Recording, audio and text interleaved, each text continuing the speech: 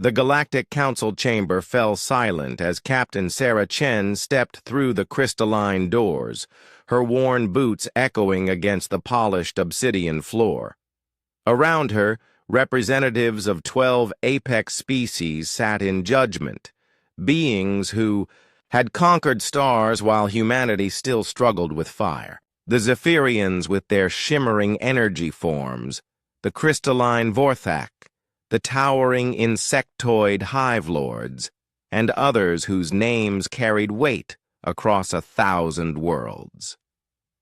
At the center of the circular chamber sat the throne of blood, not literally blood, but a seat carved from crimson starstone that had witnessed the rise and fall of empires for millennia. It had remained empty for 3 cycles, ever since the previous galactic sovereign had been assassinated by rebels from the Outer Rim. "The human dares to present herself as a candidate," hissed Zarketh, the serpentine ambassador, his scales rippling with amusement. How quaint. Sarah kept her expression neutral, though her hands itched for the plasma rifle she'd been forced to leave outside. She had fought in the Kepler Wars, survived the Proxima Siege, and led the human fleet through the Magellan Nebula when every tactical computer said it was suicide. She had earned her place here. "The trial of sovereignty is open to any sentient being who can prove their worth," announced the ethereal judge, its voice resonating from every surface in the chamber. "State your claim, human." "I claim the right of trial by the ancient laws," Sarah replied, her voice carrying across the chamber without amplification. "I offer my species' greatest strength, our adaptability, our refusal to yield, and our capacity to find hope in the darkest corners of the universe." The chamber erupted in what passed for laughter among the assembled species. The Hive Lord's mandibles clicked in derision. "Adaptability? Child, my people survived the heat death of our original star. The Vorthak evolved beyond the need for organic matter. What could your soft, short-lived species possibly offer?" Sarah smiled, and for the first time since entering the chamber, she looked truly dangerous. "Perhaps you'd like to find out." The trial of sovereignty was ancient, brutal, and had claimed the lives of hundreds of would-be rulers.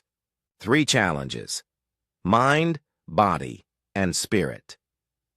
The mind trial would test strategic thinking against the galaxy's greatest military scenarios. The body trial demanded physical prowess against combat situations that had ended civilizations. The spirit trial. No one spoke much about that one. The first challenge materialized around them, a holographic recreation of the Battle of Vega Prime, where the Andromedans had crushed a coalition fleet with their reality-warping technology. Sarah was given command of the losing side, tasked with achieving victory against impossible odds. The other candidates, a Zephyrian War Master, a Vorthak collective mind, and a cybernetic enhancement from the machine worlds, took their positions. Each began implementing traditional strategies. The Zephyrian relied on energy manipulation.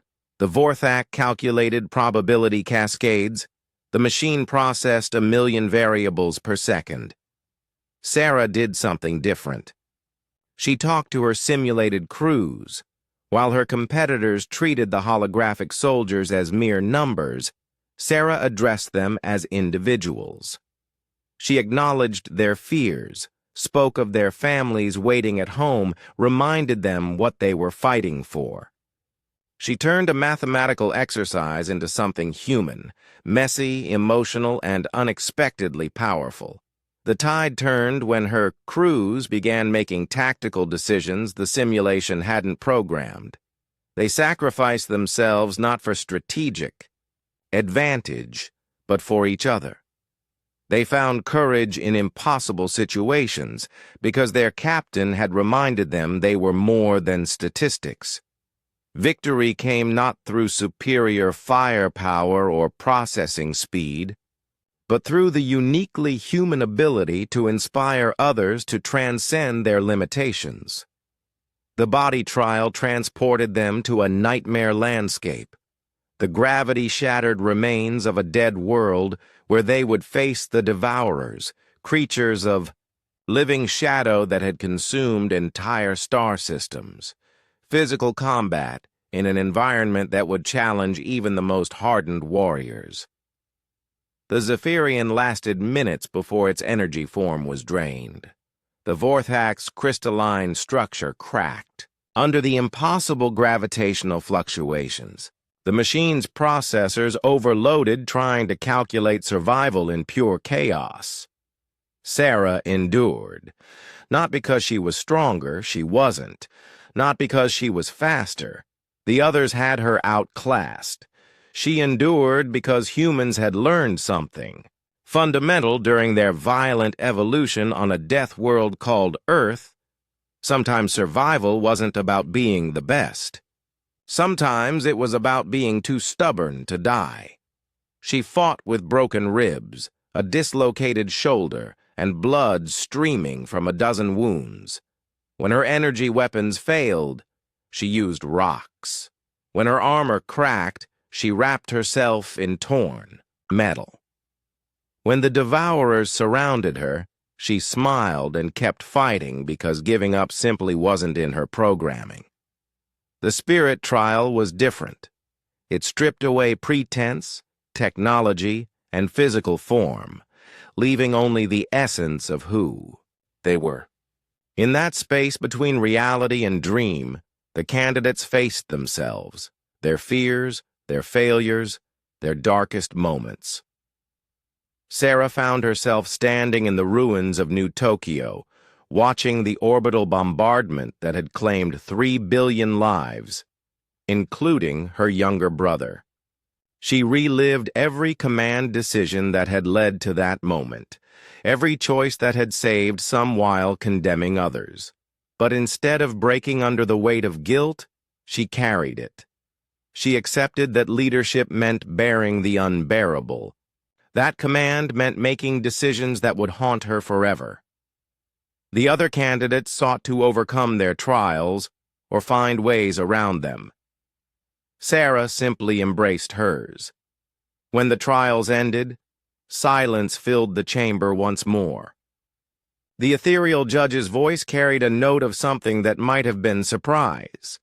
The human has passed all 3 trials. Sarah Chen of Earth approached the throne of blood. As she walked toward the ancient seat, the same beings who had mocked, her humanity now watched with something approaching respect. The Hive Lord's antennae twitched with what might have been approval. Even Zarketh had stopped hissing. "You mocked my humanity," Sarah said as she placed her hand on the armrest of the throne. "You saw weakness where we see strength. You saw primitiveness where we see potential. You forgot the most important lesson the galaxy has to offer." She settled into the seat that had remained empty for so long, feeling the weight of stars and civilizations settle on her shoulders.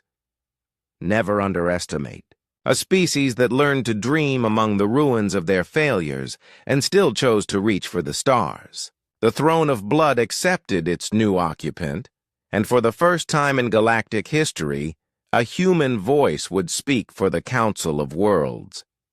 The age of humanity had begun not with conquest, but with the simple, terrifying realization that sometimes the greatest strength was refusing to be anything other than what you were, even when, especially when, the galaxy thought that wasn't enough.